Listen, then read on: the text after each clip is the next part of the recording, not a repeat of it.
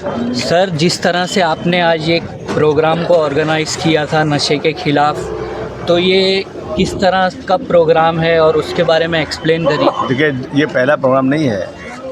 इसके पहले हमने कई प्रोग्राम और कर चुके हैं, हम कई हॉल में कर चुके हैं। और इससे पहले हमने सरकार के पास असेंबली में बहुत कोशिश किया था, तो पूरी पुलिस कमिश्नर वगैरह सब आए थे वो मेन रोड के ऊपर, और वहाँ पर एक रैली बहुत बड़ी हुई थी। याद है कि नहीं आप लोगों को? याद है, अम्बेडकर के सामने हुई थी।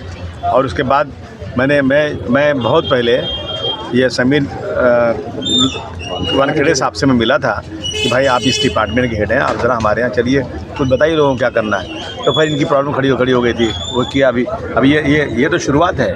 हम आगे इस तरह चलते रहेंगे, जगाते रहेंगे, लोगों को जगाते रहेंगे, कोशिश करें। हमारे उलमाए कराम जो है ना, ये इस्लाम के रखवाले हैं, ये मुसलमानों के लीडर हैं। इन लीडरों को हम पकड़ेंगे। हम इनसे कहेंगे भाई मस्जिदों में अनाउंस कीजिए कि जिस तरह से सूअर का गोश्त हराम है, कुरान शरीफ की आयत में है कि सूअर को जैसे हराम उसी तरह से नशा भी हराम है। उनको जगाइए, उनको बताइए, कोशिश करेंगे ताकि हमारी जो भटकी हुई कौम है, जो लोग नशा करते हैं, वो नशे से दूर हो जाएं। हमारी पूरी कोशिश। मतलब जो आने वाले जुमा हैं उसमें हमें मस्जिदों से ये बात सुनने मिलेगी, मौलानाओं से, कि नशे के ख़िलाफ़। आप ये मौलाना है, यहाँ इनसे पूछ लीजिए। आइए मौलाना साहब, बता दीजिए। जिस तरह से आज प्रोग्राम हुआ था और आज़मी साहब की तरफ से ये बात रखी गई है कि मस्जिदों में भी ये बात होनी चाहिए, तो आपको क्या लगता है ये आने वाले जुमाओं से आम लोगों को ये बात सुनने मिलेगी? जिस तरीके से हमारे जो मेहमान आए हुए थे समीर वानखेड़े साहब, और हमारे जो उलमाए कराम मसाजिद और जो खानकाह के जो लोग आए हुए थे माशाल्लाह, और हमारे एमएलए अबू आसिम आज़मी साहब ने जो बताया, हर जुमा में इंशाअल्लाह अज़्ज़ा वजल इस पर ख़िताब होगा।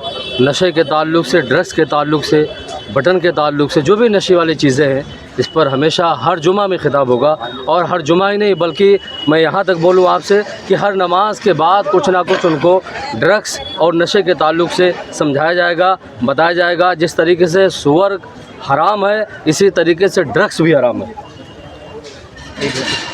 सर 3 तारीख के दिन में sir all India Muslim board ने कहा है कि 8 बजे से लेकर 2 बजे तक बंद रखना चाहिए। उसके लिए आप गोवंडी के आवाम को क्या कहना चाहिए? देखिए, मुस्लिम पर्सनल लॉ बोर्ड मैं समझता हूँ हमारी लीडर है, हमारी लीडरशिप करती है, जिसमें मुसलमानों के हर तबके के लोग उसमें शामिल हैं।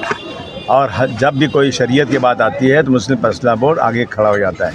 उनका अनाउंस है कि जो ये अपना आई लव मोहम्मद के ऊपर जो केसेस हुए हैं, वक्फ की जो कानून बनाया गया है, ये आई लव मोहम्मद में सारे लोगों की ज़मानत, सारे लोग केसेस वापस होना चाहिए और पुलिस को माफ़ी मांगना चाहिए। सरकार को बोलना चाहिए इसकी इस देश के अंदर जो कानून है वो सबके लिए एक तरह से है। कोई अपने मज़हब के ऊपर, अपने नबी के बारे में, कोई अपने मज़हब के ऊपर, अपने देवी देवताओं के बारे में बोले तो किसी के लिए अलग कानून, हमारे लिए अलग कानून।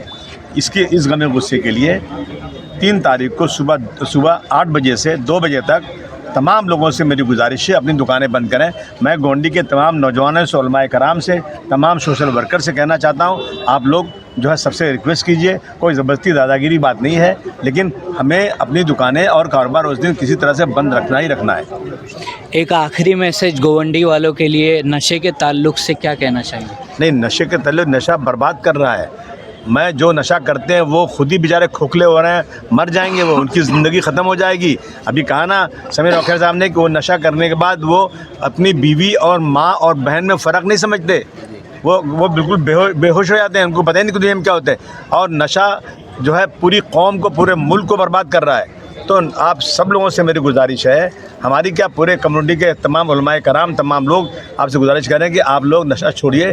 आपको कोई दिक्कत है नशा छोड़ने में, कोई प्रॉब्लम है, आइए, उसका हम हल निकालेंगे।